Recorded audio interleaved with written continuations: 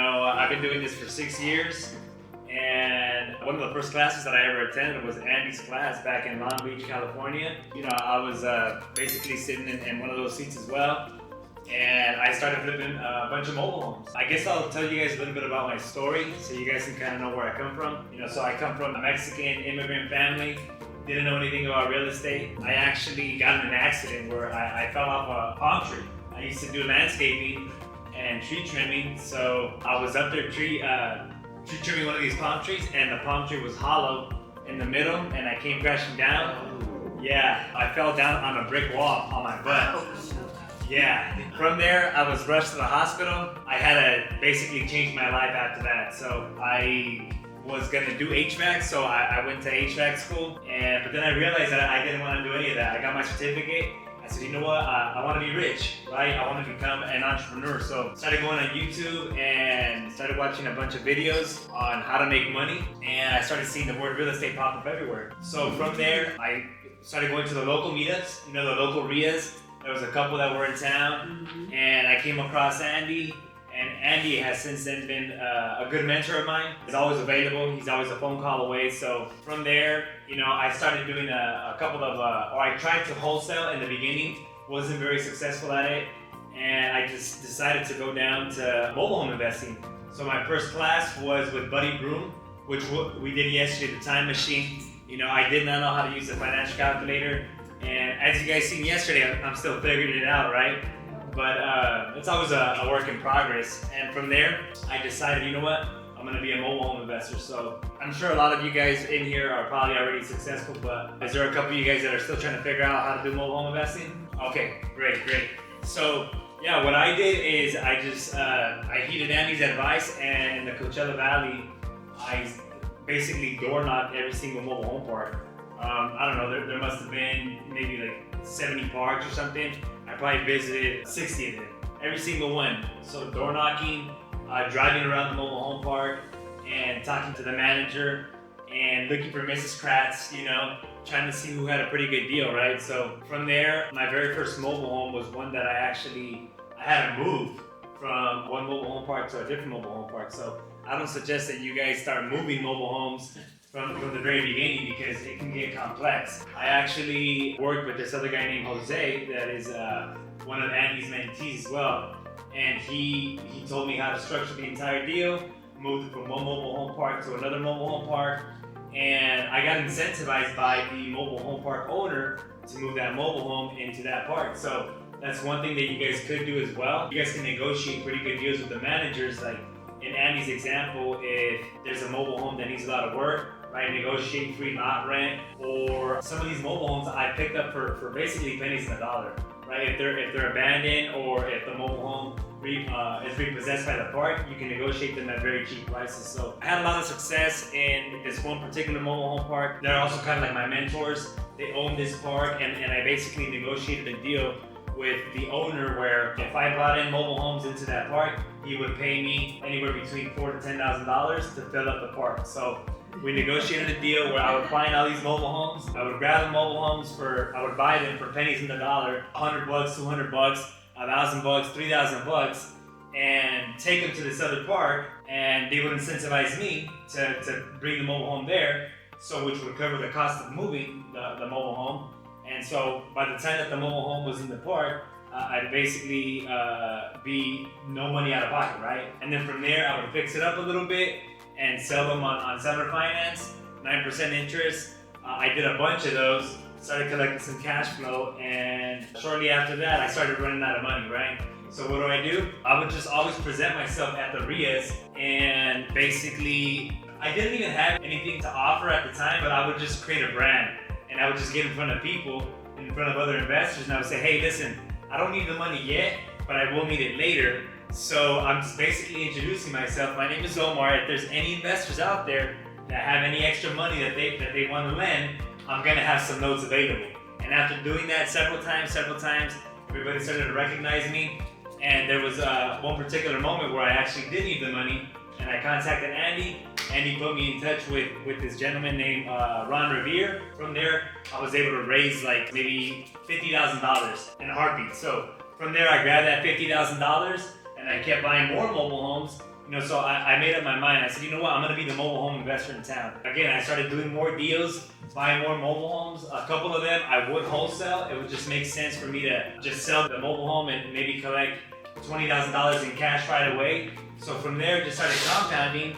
And whenever I needed more money, sell a couple notes. And I don't know, I must have done dozens of mobile home deals. From there, I started farming in the same area that Andy was farming, where there's mobile homes with land.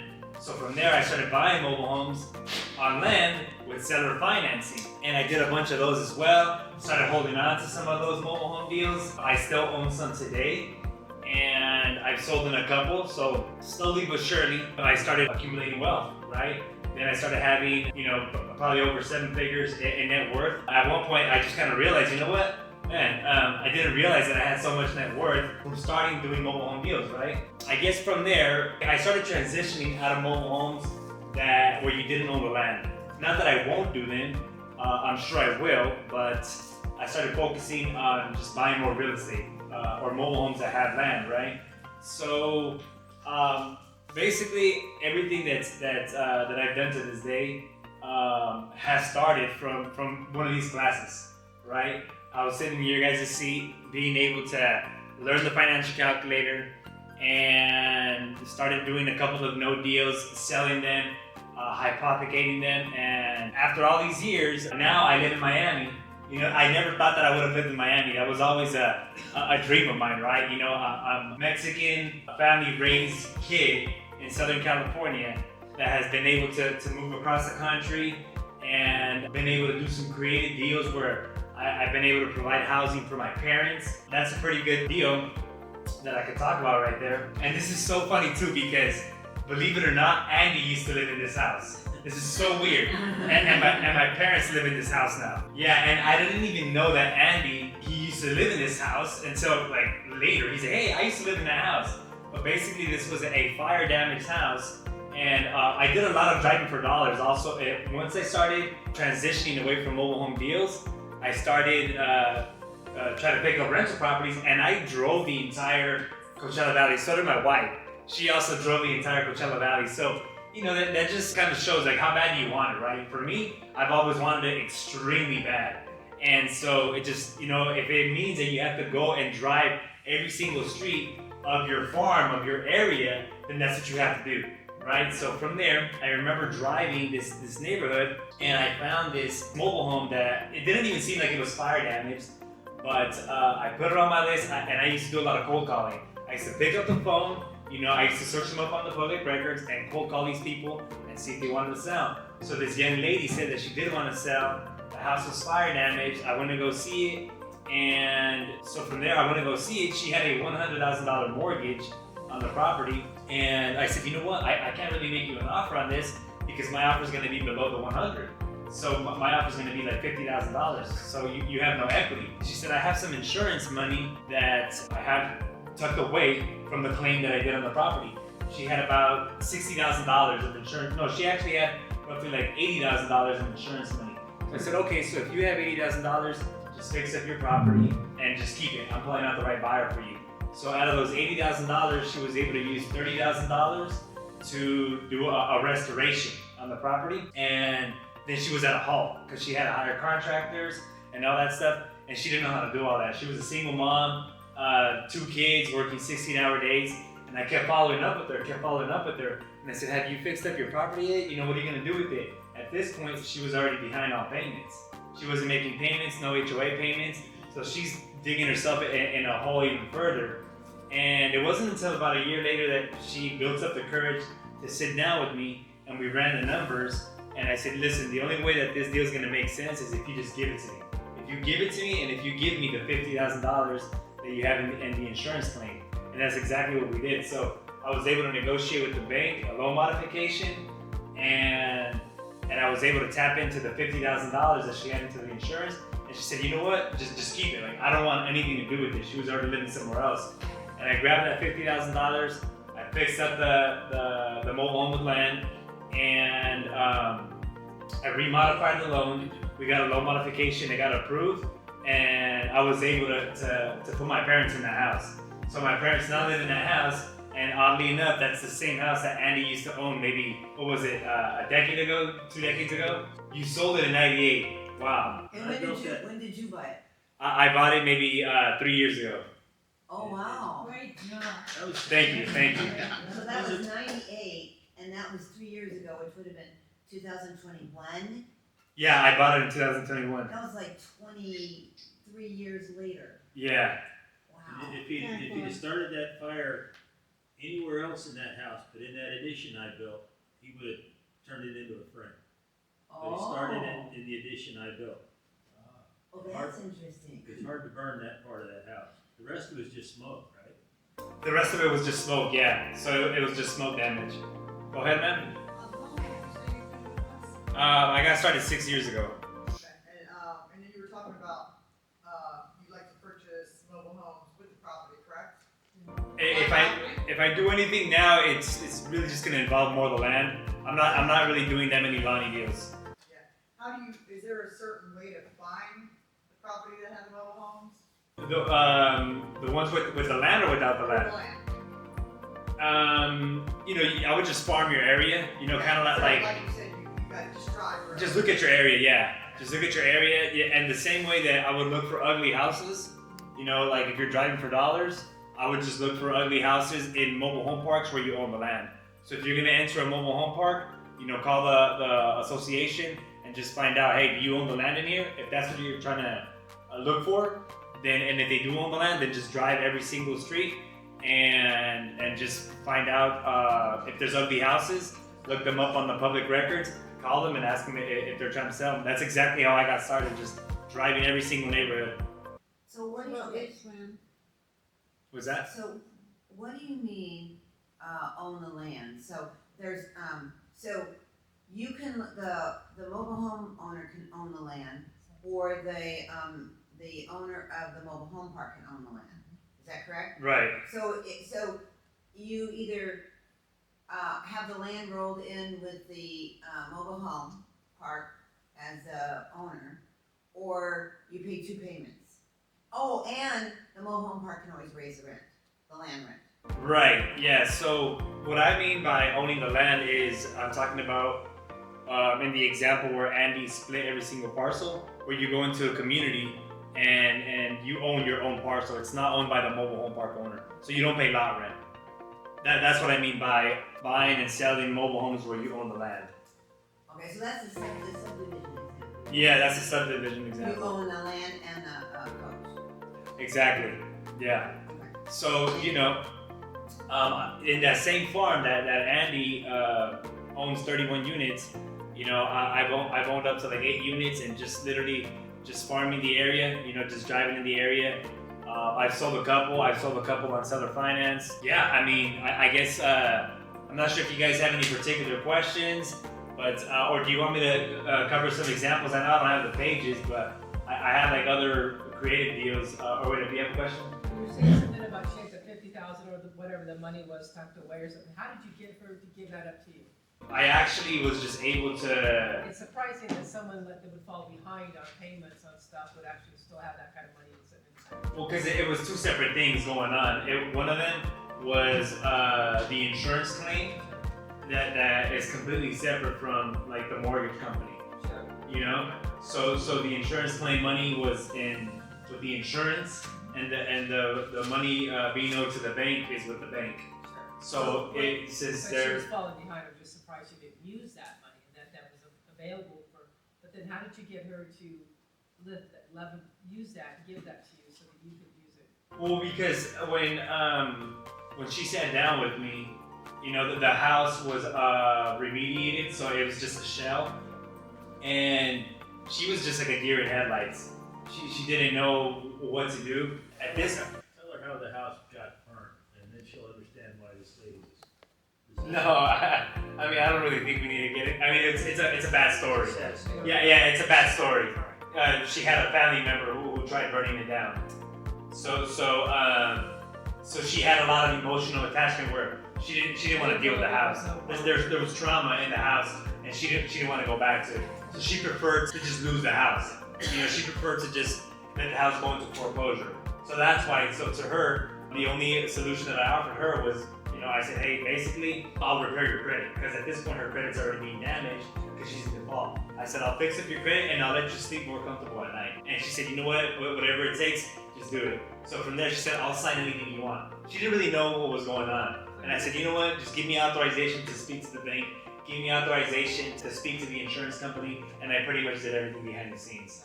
And so I contacted the insurance company and I said, hey, Alexis is my relative, and I'm handling this insurance claim for her. I need that $50,000. So they kept the check to her, but then she cut it to me.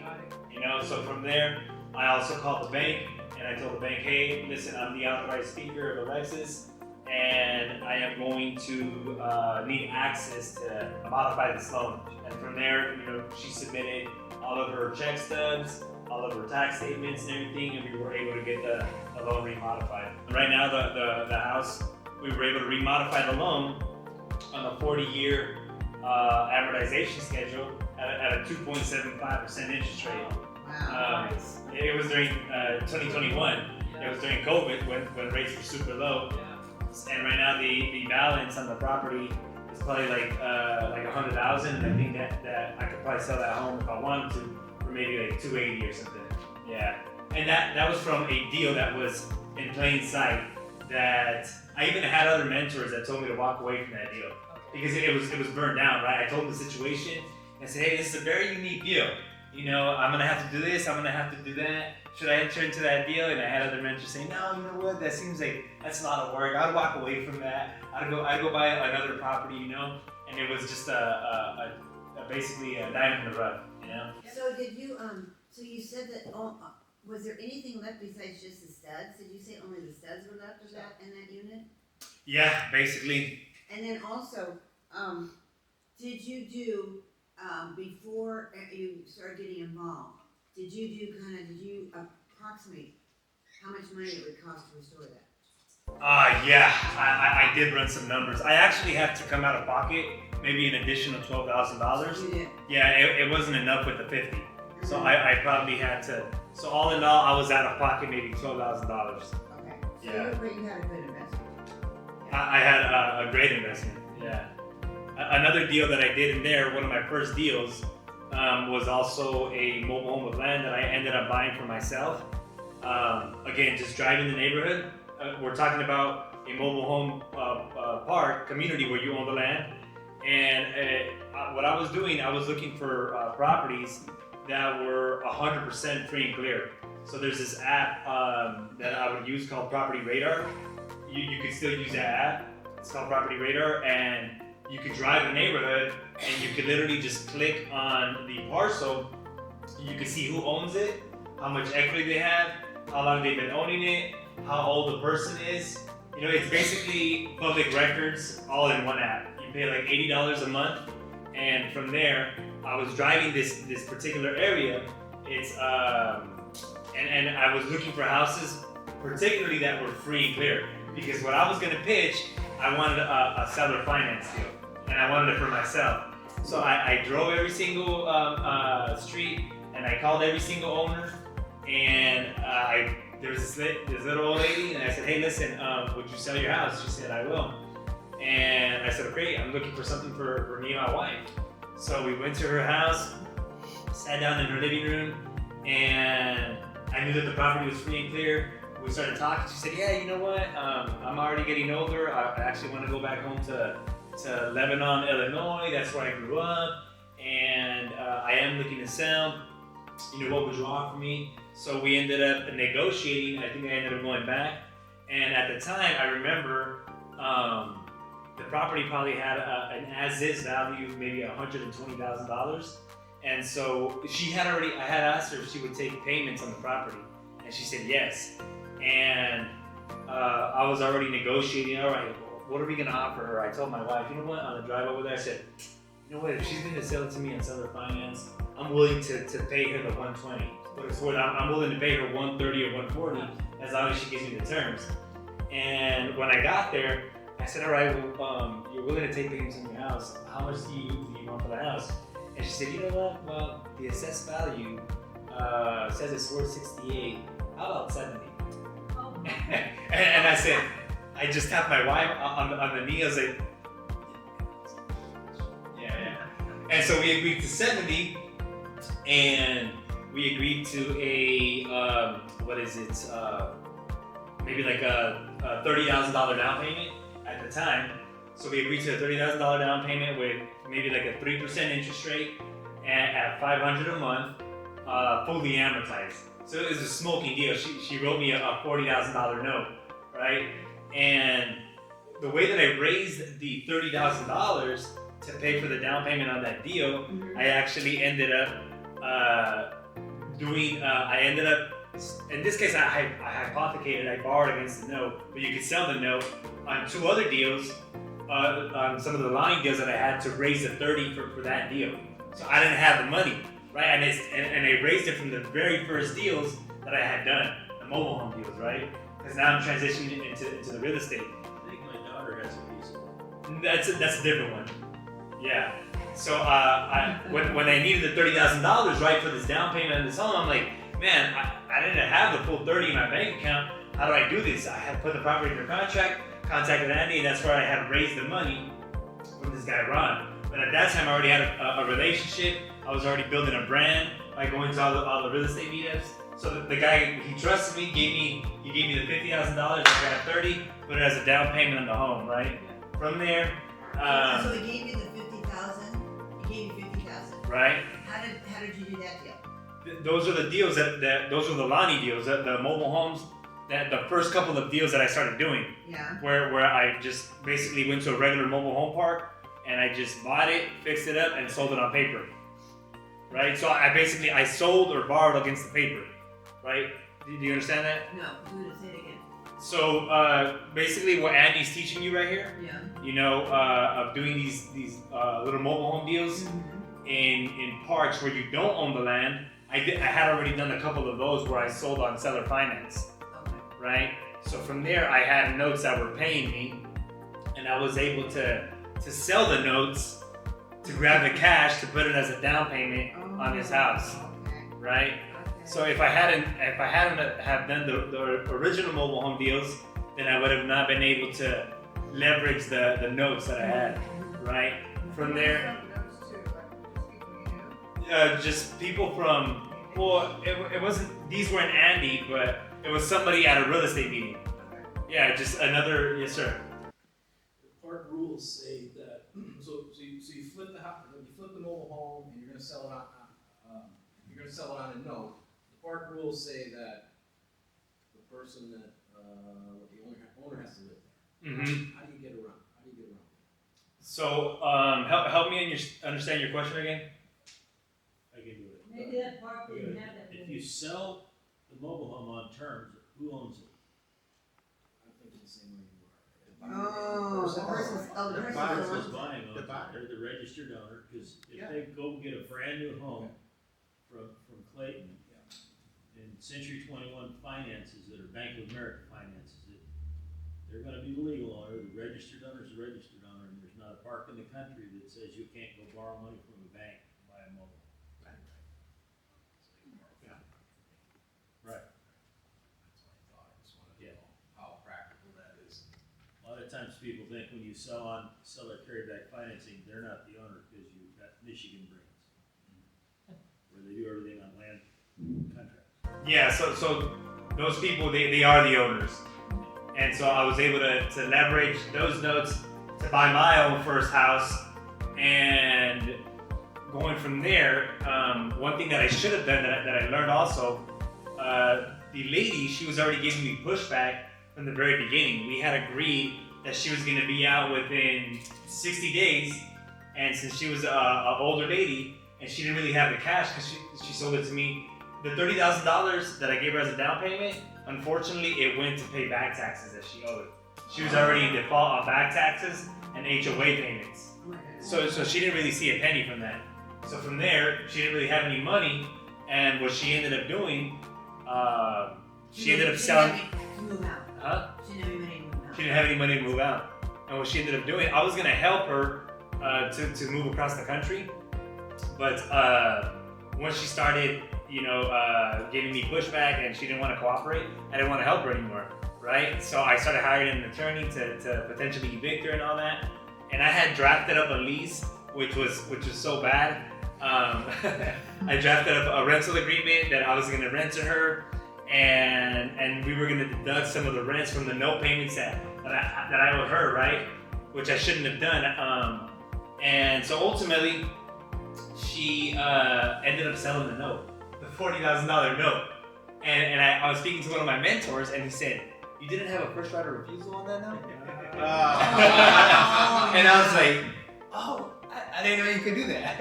Right? What was that? I missed that last part you just said. Yeah. Your mentor said you did what? I didn't have a first right of refusal on the note. Oh, yeah. Right, so when she sold the note, if I had a first right of refusal, she should have asked me first if I wanted to buy the note. Because it was a $40,000 note, and I think she might have sold it for maybe 30, right? So I could have got a double deal on that property, right? And I didn't do that. So somebody else, I got a letter from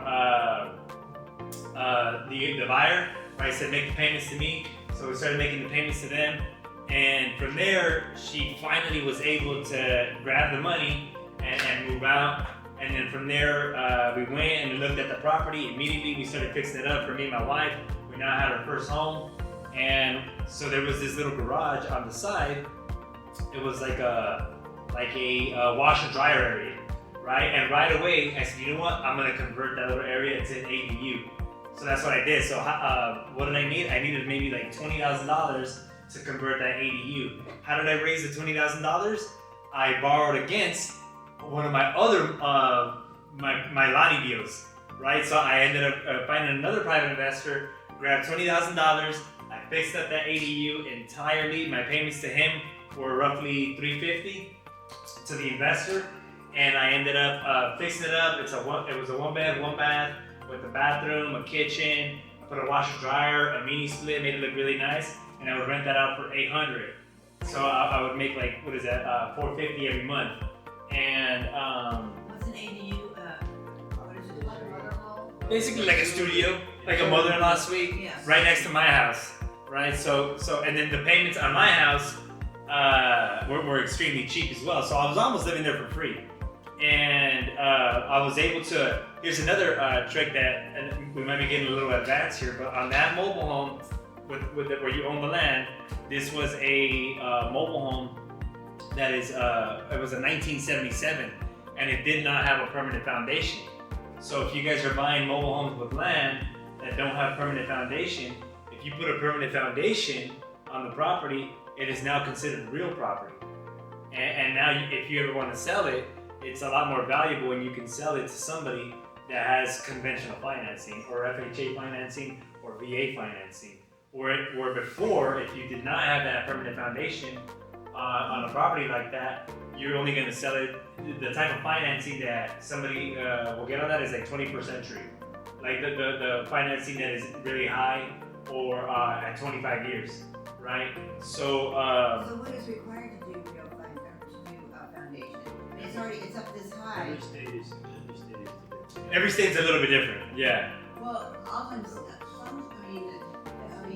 structurally, because the mobile home is up high like this, to do a foundation has to be resting on the concrete. Do you lower it? Actually, no. I thought that too, and I did a bunch of research, and I'm sure that I know that you can do the same thing out here in Florida. There's companies that install permanent foundations. That's all they do. You can search them up, and it could be raised. It could be however you want, and it's really just Or halfway or something? however you want. They just go under there and they anchor the mobile home to the Right. dirt.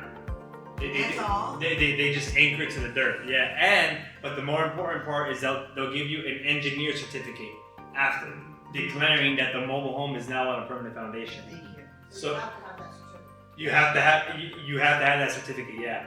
So just find a person who installs permanent foundations Mhm. and have them install it for you, but have them give you the engineer certificate after. But here's the kicker too.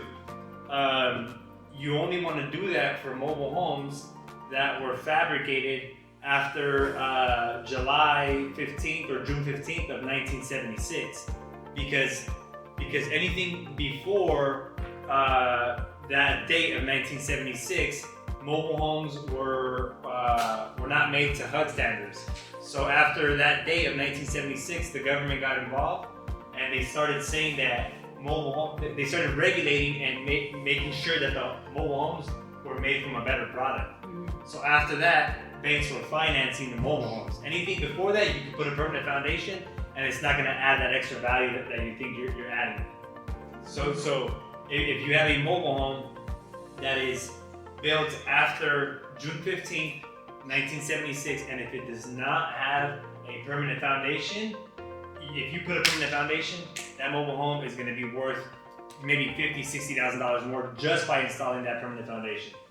Yeah. Yes, ma'am? Okay, is it June or July of 76? It's one or the other. I can't remember. And then, how much does it cost? It only costs like $5,000. So with that property where I used to own, I installed that $5,000 permanent foundation, and in my case, I was able to sell that property for like $80,000 more. Yeah. If you told me, I would have traded you two on the other side. So with that, yes, sir. So I should be looking for mobile homes that are on land without a permanent foundation, and just put the permanent foundation.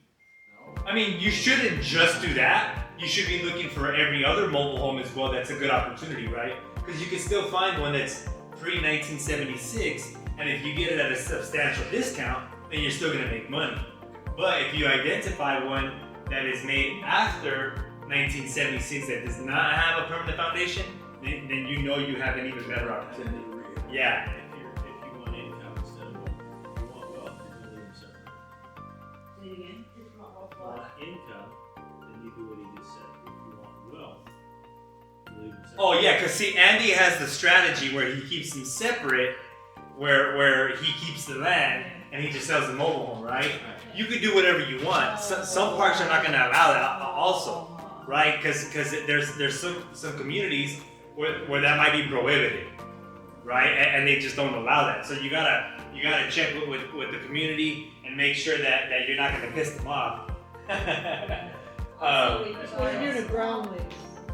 Yeah, right. You check with the community to make sure you're not gonna make them angry about what? Well, it also depends on what your goals are because, see, Andy, he's trying to keep the land forever, That makes sense. right? You know, I might have it all depends on your investment philosophy, right? Everybody has a different investment philosophy. I don't really care to hold on to a piece of land forever because I can always trade it for a better piece of property, right? So I don't really care if I put the permanent foundation because I might be able to sell it and trade it to a bigger, better property in a better location, right? So that, because if you put the permanent foundation, then you can't split the land and the mobile home. So who's gonna get upset if you do either or? Well, you might come across a mobile home community where they're gonna get upset because if you split it like Andy says it, and if you buy a property and you keep the land and you sell the mobile home on paper, then if there's an HOA community in that area, like in our case, then the HOA might get upset. But if you own this piece of property by yourself and where there's no HOA community, then it doesn't matter what you do. You can keep the land and you can sell the paper. It's like there's no HOA communities, no CC&Rs. Or buy a small local home property. Exactly. Okay. Oh yeah, there you go. But then if you buy a mobile home park and you set the rules, me personally, I don't really see the benefit of selling every single parcel. I'd rather just keep the entire park. Yeah, that's just too much. That's too much work. Just Right sell the lot, just sell the unit. just sell the sell the unit. Exactly right. Then you don't have a maintenance in the home. Right. There are mobile home park owners. Yeah, I think that's a better opportunity right there where you're the mobile home park owner and you don't own any of the units. Yeah. Right. I was kind of wanting to direct this to Andy, but like, so you said Andy keeps the land and sells the Mobile home. mobile home. Right. Rents the land back to the people that live in the mobile home. Yeah. They pay him rent for I'm the gonna land. smite my grandchildren with red check. Ozzy wants some red checks when he grows up, and he wants to make sure his kids get some too. That's what Ozzy wants. So I want red checks. For example, my little small one with 11 lots. Right? So tell you this. I get $350 a month for each lot. Oh, yeah. I have no business in the home. Oh, Yeah. Delmar. Huh? I'm not in it. Okay, yeah, so, that's basically my story.